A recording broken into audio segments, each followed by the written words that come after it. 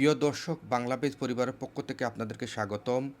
আপনারা জানেন যে বাংলাদেশে কোটা বিরোধী আন্দোলনকে কেন্দ্র করে প্রথমে ১ দফা, এরপর ৪ দফা, এরপর ৯ দফা, এরপর আবার ১ দফা যেটা হলো সরকার পতন আন্দোলনে ডাক দেওয়া হয়। এই আন্দোলন কেন্দ্র করে গতকাল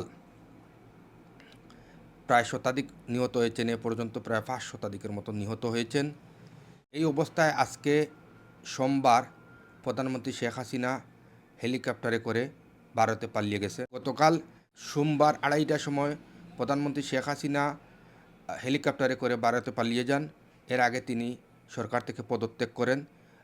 তার শেষ ইচ্ছাটি পূরণ হয়নি। তার শেষ ইচ্ছাটি ছিল তিনি একটি ভাষণ দিয়ে যাবেন, কিন্তু সেটা তাকে সময় দেওয়া হয়নি। তাকে 45 মিনিটের সময় দেওয়া হয়েছিল। এরপর থেকে বাংলাদেশে কি হবে, কি হচ্ছে, সেনাবাহিনীর প্রধানের ভাষণকে কেন্দ্র করে উৎসুক জনতা অপেক্ষায় ছিলেন। সেনাবাহিনী প্রধান কী বলেন? সেনাবাহিনী প্রধান পরে রাজনীতিবিদদের নিয়ে বসেন তিনি।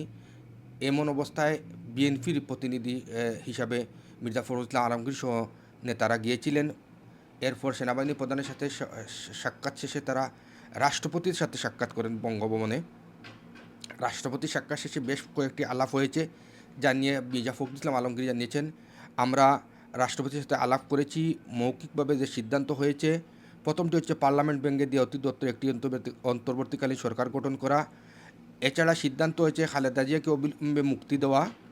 সেই সাথে মুক্তি দেওয়া হবে সমস্ত ছাত্র, কর্মী ও ছাত্রনেতাদের, যাদের অন্যায়ভাবে ১ জুলাই থেকে বন্দী রাখা হয়েছে।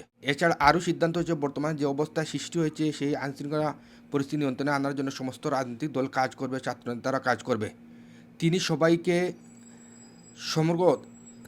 সমগ্র দেশবাসীকে আহ্বান জানিয়েছেন বিশৃঙ্খলা পরিহার করে শান্ত থাকার জন্য, এবং একটা বড় বিজয় আমরা অর্জন করেছি, সেই বিজয়কে আমরা ধরে রাখতে হবে। ক্রোধ, ঘৃণা বশবর্তী না হয়ে, প্রতিশোধের বশবর্তী না হয়ে যেন কাউকে আক্রমণ না করি, সেই বিষয়টি উল্লেখ করে। একই সাথে সাবেক প্রধানমন্ত্রী বেগম খালেদা জিয়া দীর্ঘদিন ধরে অসুস্থ রয়েছেন। তিনি তাকে চিকিৎসার জন্য বারবার চেষ্টা করেছিলেন বাইরে যাওয়ার জন্য, কিন্তু তাকে বাইরে যাওয়ার সুযোগ দেওয়া হচ্ছিল না।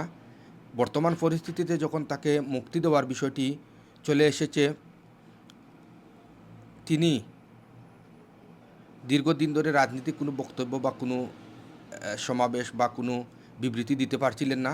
তবে আজকে তিনি যে বিবৃতিটা দিয়েছেন, দিয়ে তিনি দেশবাসীকে শান্ত থাকার জন্য আহ্বান জানিয়েছেন। তিনি বলেছেন, আপনারা বিজয় অর্জন করেছেন, সেই বিজয়কে ধরে রাখতে হবে।